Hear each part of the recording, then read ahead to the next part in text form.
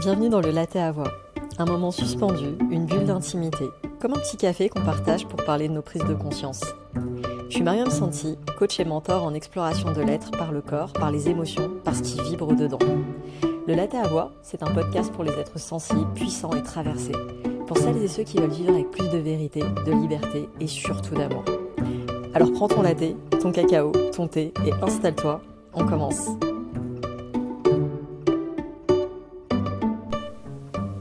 Aujourd'hui, j'ai envie de te parler d'un sujet qu'on aborde souvent avec mystère, parfois avec flou, et pourtant qui nous travaille toutes et tous un jour ou l'autre, à savoir la mission d'âme.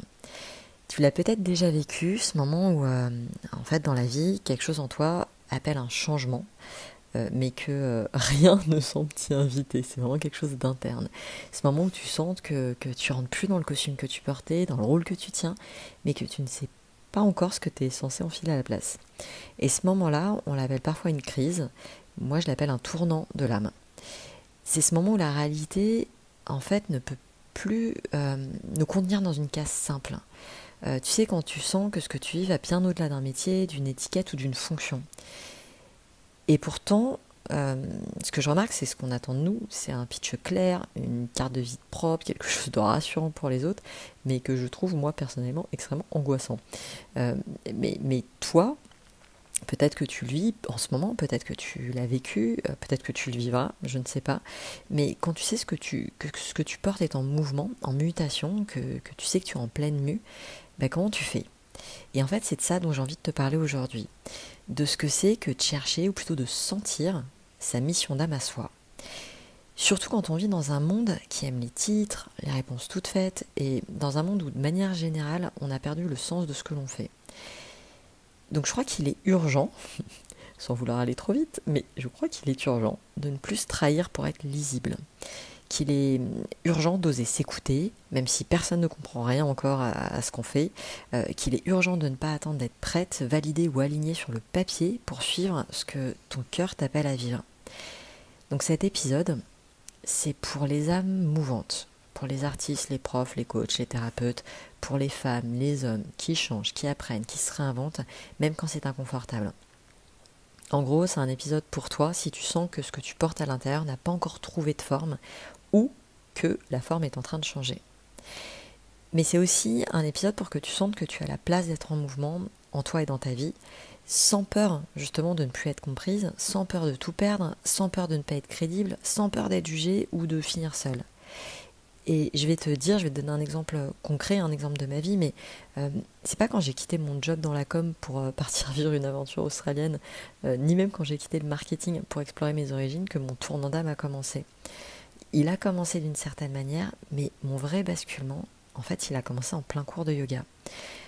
J'enseignais rue Montorgueil dans un studio de Jivamukti. Je donnais des cours qui étaient super yang et vraiment j'adorais ça. Mais un jour, en plein cours, tout s'est arrêté. J'ai pas compris ce qui m'arrivait, mais j'ai tenté quelque chose qui vibrait en moi.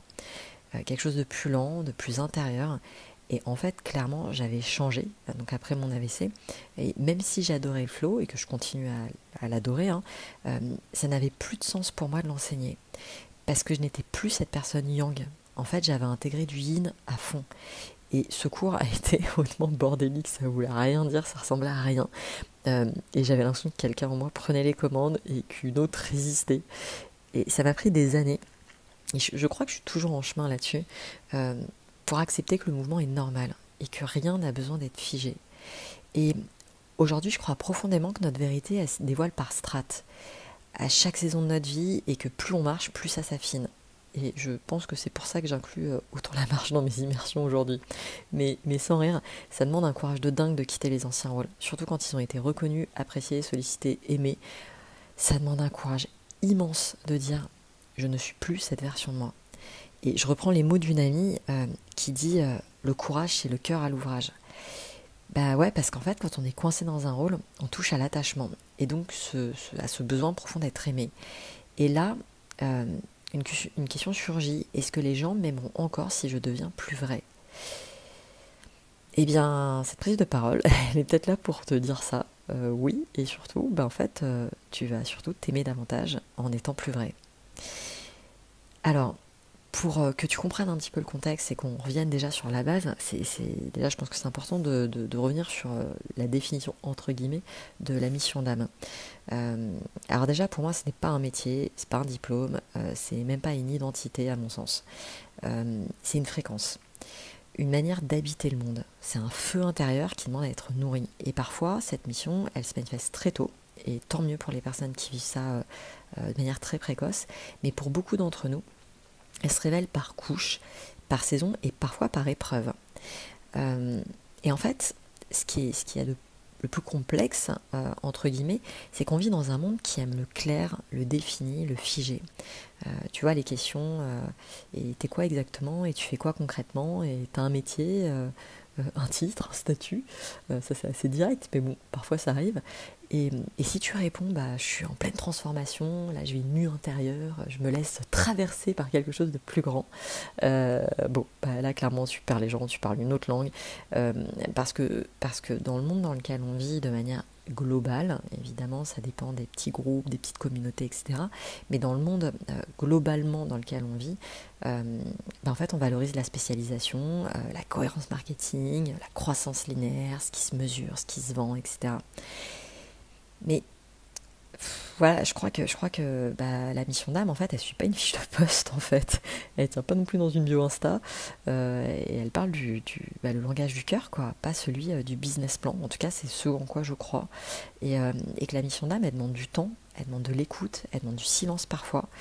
Et le monde, en tout cas, dans lequel on vit, hein, après ça dépend où toi tu vis, mais moi en vivant en France, je trouve que ce monde va super vite, en tout cas trop vite pour ce qui a besoin de germer. En fait, c'est là qu'un espèce de conflit se crée entre le feu intérieur et la lisibilité extérieure. Et, euh, et quand tu suis ta mission d'âme, en fait, t'es pas statique. Tu bouges, tu te formes, tu te défais, tu te réinventes. Et ça peut même donner le tournis, tellement ça fourmille. Mais en fait, rien de tout ça n'est perceptible de l'extérieur. Et je pense que ça me fait penser à une femme que j'ai accompagnée. Et en fait, tout le monde autour d'elle lui demandait quand elle allait se lancer. Comme si elle n'allait pas assez vite. En elle, tout était en effusion, tout était en effervescence. Ce qui bougeait, en fait, c'était sa conscience. Et la matière, elle prend plus de temps à suivre.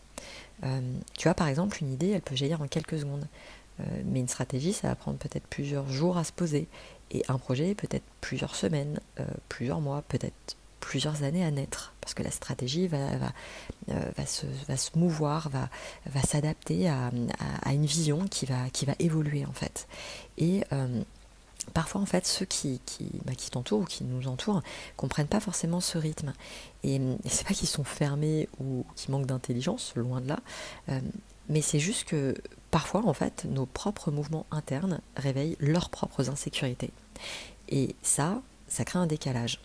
Parce que toi, tu es dans un territoire flou, un espèce d'entre-deux, un processus vivant. Et la société peut lire ça comme de l'instabilité, un manque de positionnement ou une absence de fiabilité. Alors qu'en réalité, c'est ta fidélité à ton mouvement intérieur. C'est juste que ta cohérence, bah en fait, elle se voit pas dans un tableau Excel. Elle vibre ailleurs. Elle vibre dans ton feu, dans ce que tu portes avec intégrité. Et oui, parfois, tu ressens ce tiraillement, peut-être, entre ce qui est juste pour toi et ce que les autres veulent entendre, acheter ou comprendre. Et c'est ok. T'es pas faite parce que tu veux être aimée, tu es humaine. Et ce changement, ben, clairement, il fait flipper. Mais du coup, et c'est là-dessus où je pense que c'est important, en tout cas de pointer du doigt ça, c'est pourquoi est-ce qu'on a si peur de changer. Et je me pose souvent cette question pour moi, et c'est une question que j'entends aussi hein, dans les cercles que je crée, dans les séances, dans les stages que j'organise. Pourquoi avons-nous si peur de changer, d'évoluer, de nous réinventer? Et je crois que la réponse, elle est multiple. En fait, changer, c'est perdre des repères. Et même si ce qu'on vit est devenu étroit, en fait, c'est connu. On s'y est construite, on y a été utile, on est aimé ou on a été aimé. Et changer, en fait, c'est marcher sans carte. Et ça, c'est tellement vertigineux, tellement flippant de se dire, je ne sais pas où je vais. Je vais à la rencontre de l'inconnu, à la rencontre du vivant. Et je te disais juste avant, on a été aimé dans ce qu'on a été. Et en fait, bah ouais, c'est une des peurs. On a peur de ne plus être aimé. Bah parce que celle qu'on était, ben, on l'aimait bien, les autres aussi. Et si je change, qui je vais devenir? Est-ce que je vais continuer à m'aimer? Est-ce que les autres vont continuer à m'aimer? Est-ce que je serai encore reconnue? Est-ce que je serai encore légitime? Voilà, qui je vais être, qui je vais devenir. Donc oui, c'est une peur qui est viscérale, qui est profondément humaine. Le changement et l'évolution qu'on crée en soi, ben, moi je crois que l'amour évolue aussi et que l'amour grandit avec plus on s'aime, plus on s'aime ensemble. Mais voilà. Donc il y a cette peur de ne plus être aimé, en tout cas qui peut profondément résonner. Mais il y a aussi le corps qui cherche la sécurité. Donc tu le sais ou pas, mais j'adore parler du système nerveux autonome. Mais en fait, la réalisation de l'âme ne cherche pas cette sécurité. Le corps, oui. En fait, le système nerveux, il aime bien la répétition, le prévisible, l'identifiable. Il aime pas trop tout ce qui est inconnu, tout ce qui est flou, tout ce qui est saut dans le vide. Donc parfois, quand l'âme dit on y va, parfois le corps lui dit non, attends, je suis pas du tout prêt. Après, à voir pourquoi il est pas prêt. Parfois c'est des réponses traumatiques. Et ça, je reviendrai là-dessus, c'est un autre sujet. Mais en tout cas, voilà, il peut y avoir ce truc de non, non, non, je suis pas prêt, je suis pas prêt, je suis pas prêt, ou je suis pas prête à faire ce saut, en fait. Et ce conflit intérieur, en fait, il est réel et il est OK. Et c'est pour ça aussi que je propose beaucoup de mouvements somatiques à travers mes propositions, parce que je crois que ces espèces de conflits, en fait, de divergence à un certain endroit, méritent en fait d'être traversés avec douceur et avec régulation, avec compréhension, avec ancrage et avec amour. Donc là, on revient sur l'amour, c'est comment on apprend à aimer ce qui est sans le fuir.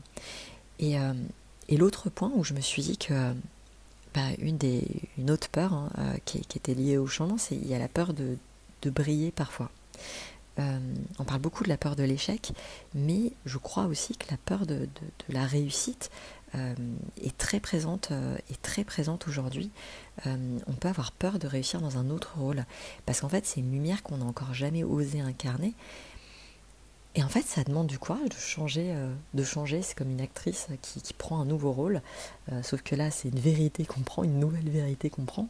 Mais c'est pareil, il y a le trac aussi qui peut venir dans le est-ce que je vais briller pareil que dans ce que je faisais auparavant, et si je brille, comment je vais être vue, comment je vais être perçue. Il peut y avoir après des peurs de jalousie, d'envie, etc.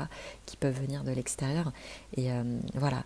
Mais en tout cas, tout ça pour te dire que je crois profondément en fait qu'il y a des possibilités en fait de pouvoir apaiser les conflits à l'intérieur de soi, et c'est pour ça que les coachings, les thérapies, les coachings aident profondément dans ce sens, parce que ça aide à mettre aussi de la lumière sur ce qui a besoin d'être digéré parfois, mais aussi d'être accepté de soi. Et là-dedans en fait, j'ouvre là-dessus, sur l'ouverture, c'est aussi de pouvoir finalement devenir l'espace entre les cases. Je pose la question, si ta place, elle n'est pas dans une case, mais entre les cases, du coup ça donne quoi? Là aujourd'hui, et c'est peut-être du fait que moi aussi j'ai grandi dans le métissage, que ça me paraît une évidence de mixer les choses, de les mélanger, de les faire vivre ensemble. Mais je crois quand même, c'est pas que moi, qu'on vit quand même une époque où en fait on saute, ou en tout cas on commence à autoriser la nuance. On commence à aimer le mélange, même si certains résistent, à aimer le métissage, même si encore une fois certains résistent, et on commence à autoriser aussi la réinvention. Donc on le voit, il y a de plus en plus de réinvention professionnelle aussi, de réinvention de vie, mais au cœur aussi d'une réinvention, on peut se réinventer. Et donc je crois profondément qu'on peut être thérapeute et poète, coach et artiste, mystique et structuré, et qu'on n'a pas besoin de choisir. En fait, je crois qu'on est à l'aube d'une ère où on peut aussi tisser des ponts.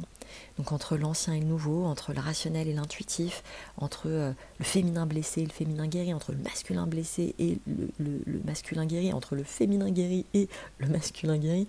Et ça, bah ouais, ça bouscule. Mais c'est aussi là qu'on redevient libre et qu'on redevient souverain ou souveraine, selon qui m'écoute là tout de suite.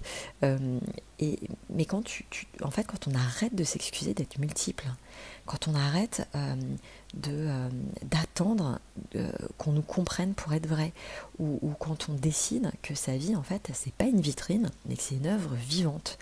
Donc voilà, et en parlant de cette vivacité, je crois que la mission d'âme aussi, elle traverse, en tout cas elle est traversée par nos blessures.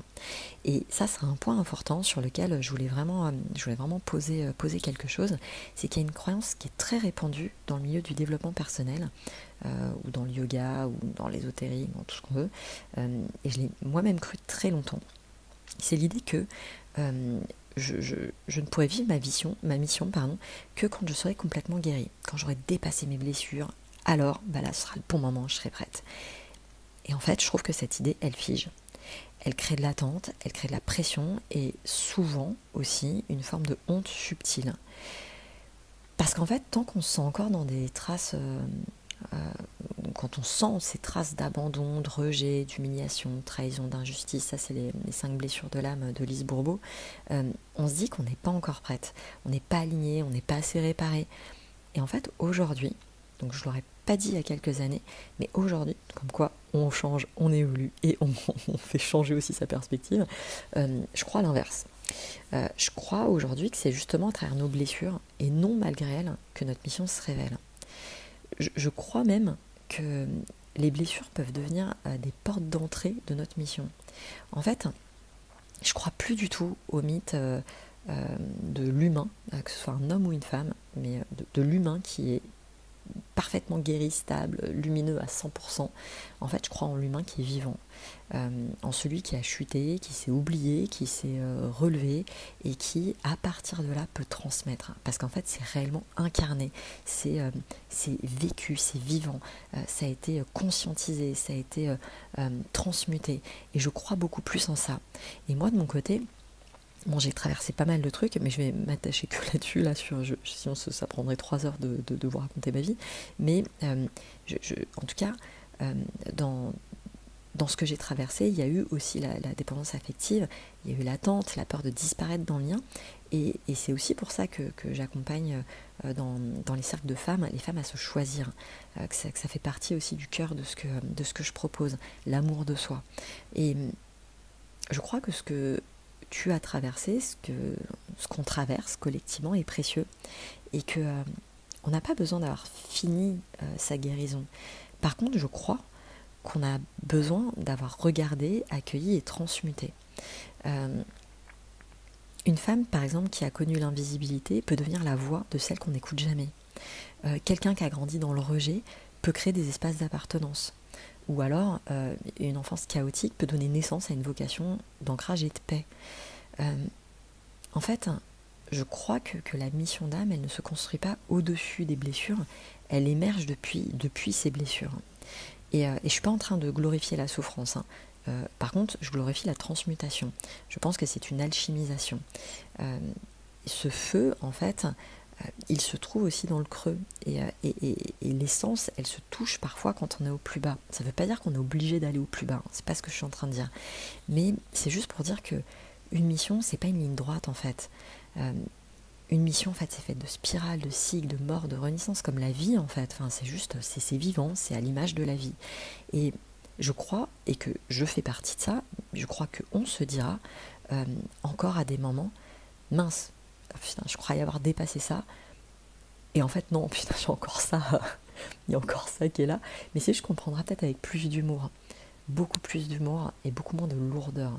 Mais à chaque fois, en fait, qu'on est face à quelque chose, encore un petit blocage, un petit obstacle, ça devient plus léger avec les années, on prend plus de distance avec tout ça, on se dit oh ok bon, et parfois on se dit je le passerai plus tard, mais on en est conscient en fait, et c'est ça je crois le plus important aujourd'hui, c'est de ramener de plus en plus de conscience, de plus en plus de lucidité et de vérité. Et en fait, pour moi, c'est cette version de soi, celle qui est en chemin, qui devient super précieuse. Mais vraiment super précieuse. Et si je pouvais te donner déjà une petite compréhension, parce que ça demanderait beaucoup plus de profondeur, mais déjà dans les grandes lignes, je crois que les blessures sont des enseignantes. Dans le sens où, pour moi, l'abandon nous apprend à nous attacher à nous-mêmes, à vraiment, voilà, à devenir la personne qu'on n'a plus jamais envie de quitter. Le rejet, ça apprend à incarner, même sans validation extérieure. Donc on s'incarne, on s'accepte en fait tel qu'on est, sans avoir besoin que les autres nous disent waouh, t'es génial, c'est trop bien ce que tu fais, etc. L'humiliation, elle aide en fait à retrouver sa propre dignité et son plaisir, et de pouvoir mettre une définition aussi sur son plaisir. Qu'est-ce qui me donne du plaisir? Qu'est-ce que j'estime être pour moi non honteux en fait, parce que c'est très en lien avec la honte, l'humiliation, la blessure d'humiliation. La trahison en fait, elle invite en fait à s'engager sans se trahir, à s'engager envers soi, et puis après à s'engager envers les autres tout en restant intègre vis-à-vis de ses valeurs. Et l'injustice, elle aide à lâcher le contrôle en fait, à accueillir la vulnérabilité. Après, il y a d'autres blessures, il y a des blessures qui sont plus diffuses. Il y a la blessure de la fille parfaite, celle qui porte la lignée, celle qui s'oublie pour les autres, etc. Mais je crois que toutes ces blessures, en fait, sont des portails. Et que quand on les traverse, en fait, on peut guider les autres. On peut aider les autres. Alors, j'entends bien, je crois bien que, et ça je mets un petit point d'attention là-dessus, on n'est pas là pour créer de nouvelles injonctions et dire aux autres fais comme ci, fais comme ça, etc.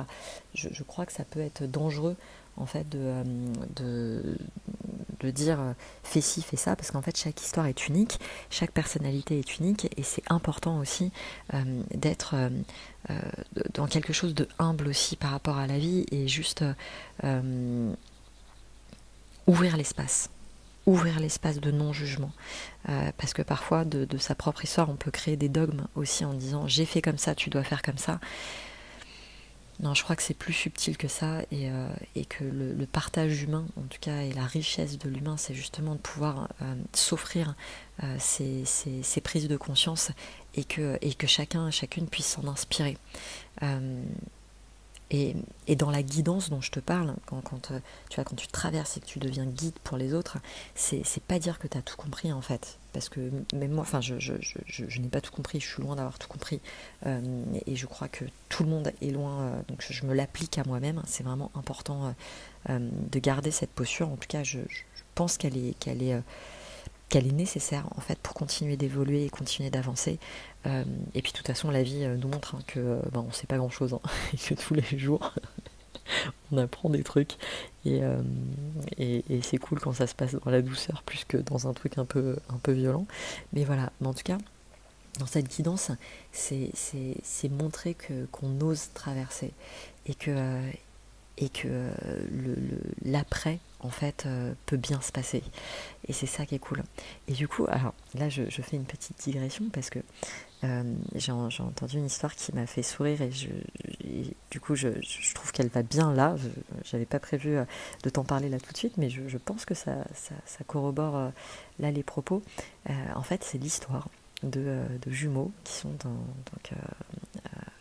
dans le ventre de leur mère, et l'un des deux dit est-ce que tu penses qu'il y a une vie après l'accouchement? Et l'autre répond non, je pense pas, je pense qu'il n'y a rien après l'accouchement, je pense que c'est noir, que c'est vide, qu'il n'y a rien. Et le premier lui dit mais est-ce que t'as pas l'impression que justement il y a peut-être quelque chose, et qu'il y a peut-être quelque chose de plus grand, quelque chose de plus juste pour nous, on pourra peut-être utiliser ce qu'on est? Et l'autre lui dit mais non, mais dis pas n'importe quoi, on n'a jamais vu personne revenir de l'extérieur, donc ça prouve bien que en fait c'est après l'accouchement en fait il n'y a rien. Et le premier lui dit mais peut-être qu'on va se servir de notre bouche, de nos mains, de nos jambes, peut-être que ça va servir à quelque chose, et que on pourra vivre des aventures qu'on ne connaît pas encore, on pourra sentir des choses qu'on n'a jamais senties. Et l'autre répond non, je crois qu'il n'y a rien, là on est bien, c'est confortable, c'est bien, là il n'y a pas besoin de sortir, il n'y a pas besoin de faire autre chose, il n'y a pas besoin de vivre autre chose, ça fait trop peur ce qu'il pourrait y avoir à l'extérieur. Et le premier donc dit, mais tu crois pas que notre mère nous attendra à la sortie et qu'elle sera là pour nous accueillir et qu'elle prendra soin de nous? Et l'autre répond, mais tu crois vraiment au concept de mère? Tu crois vraiment que quelqu'un prendra soin de nous quand on sortira? Non, ce qui est sûr, c'est le cordon ombilical. Le cordon ombilical, il est trop court pour qu'on puisse aller à l'extérieur. Le cordon ombilical, c'est ce qui nous donne, c'est ce qui nous permet de survivre. Donc on ne peut pas aller très loin. Donc il n'y aura rien, on ne peut pas aller plus loin que la longueur de notre cordon ombilical. Et le premier répond, moi je crois oui en mère. Je crois en mère parce que parfois quand j'écoute, parfois quand je suis en pleine présence, je la sens et je sais qu'elle m'aime, je sais qu'elle est là, je sais qu'elle prend, voilà, j'ai confiance au fait que ce sera magique, ce que j'ai à vivre à l'extérieur. Et voilà, et en fait, je te raconte ça, tout simplement, l'histoire est finie, mais je te raconte ça parce que c'est ça, oser traverser, c'est oser aller au-delà de ce que l'on croit être, et sans certitude, parce qu'en fait on ne sait pas ce qu'il y a, mais en fait de témoigner, ça permet en fait à d'autres de pouvoir aussi oser traverser, c'est ça qui est beau, je trouve, dans l'humanité. Et tu vois, pour revenir sur la définition de mission d'âme, on parle beaucoup de dharma en sanskrit, et en fait on parle de voie juste, de cet alignement profond, et ce pourquoi tu es né. Et en fait ce dharma, il se résume vraiment par un métier, et je trouve en tout cas qu'il y a pas mal de confusion autour de ça. Le dharma, en fait, ça se cadre pas, encore une fois, ça s'imprime pas sur une carte de visite, c'est une fréquence, c'est vraiment une manière d'être, une vibration unique. Et souvent, ce qu'on vient offrir, c'est parfois exactement ce qu'on a le plus souffert de ne pas avoir reçu. Donc, parfois, ce qu'on a dû chercher, ce qu'on a appris en tombant, ce qu'on a ramené du fond du trou, en fait, parfois c'est ça en fait qu'on a à offrir au monde, c'est sa présence. Et puis parfois on n'a pas besoin non plus de souffrir, hein. Je suis pas, encore une fois, je ne glorifie pas la souffrance, mais c'est juste pour comprendre la notion de résilience, et que la mission d'âme, c'est pas juste quelque chose d'extrêmement lumineux comme on peut parfois, ou comme je peux l'entendre parfois. C'est pas juste pure lumière, c'est voilà, il y a des missions qui sont plus challengeantes que d'autres, et c'est une présence, c'est une vraie présence à soi. Mais tout ça pour te dire que t'as pas besoin en fait d'attendre d'être guérie pour vivre ta mission, et t'as pas besoin d'être parfaite. En fait, t'as juste besoin d'être honnête, de marcher avec ce qui est là, de tenir ta vulnérabilité avec amour. Et parce que ta mission, c'est pas ce que tu fais en fait, c'est qui tu es quand tu n'as plus peur d'être toi. Et en fait, il y a une image que j'aime bien, c'est « Et si nos cicatrices étaient les cartes secrètes dessinées par l'âme pour nous ramener à notre mission ?» J'aime bien cette phrase. « Et si nos cicatrices étaient les cartes secrètes dessinées par l'âme pour nous ramener à notre mission ?» Je trouve ça joli, en fait. Après, peut-être, tu verras ce qui résonne pour toi. Mais voilà, je vais finir avec ça, mais... Et surtout avec ce que tu peux faire maintenant concrètement, parce que tu viens d'écouter tout ça, je t'ai balancé plein de choses, et tu sens peut-être des élans, des remous, des émotions, et en fait je ne veux pas te laisser juste avec ça, je vais te laisser avec quelques invitations, c'est pas des devoirs, hein. C'est juste, si tu en as envie, des portes que tu peux pousser, vraiment si ton cœur te le souffle. Et la première invitation, c'est honore ce qui bouge en toi, même si c'est pas clair. T'as pas besoin d'un plan en 10 étapes, mais si tu sens qu'un costume, qu'un rôle est devenu trop petit, en fait, écoute ce qui se passe en toi, note tout ce qui vient, écris, respire avec, mets-le en mots en fait dans un carnet, mais juste honore ce qui est en train de bouger, et que tu aies la possibilité d'avoir un pas de recul sur justement ce qui est en train de bouger, en le regardant avec beaucoup d'amour. Et justement, regarde, ça c'est la deuxième invitation. Regarde ce que tu es, regarde tes blessures, regarde ce qui bouge, non pas comme des freins, mais comme des pistes.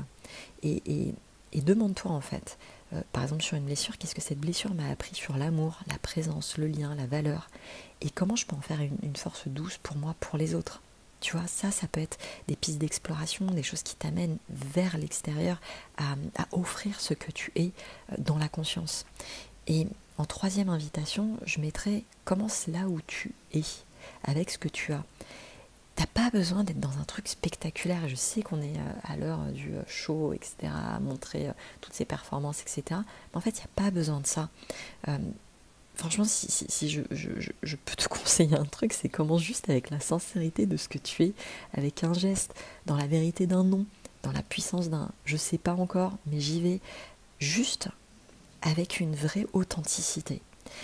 Le quatrième point, je mettrais que c'est ralentir pour mieux entendre.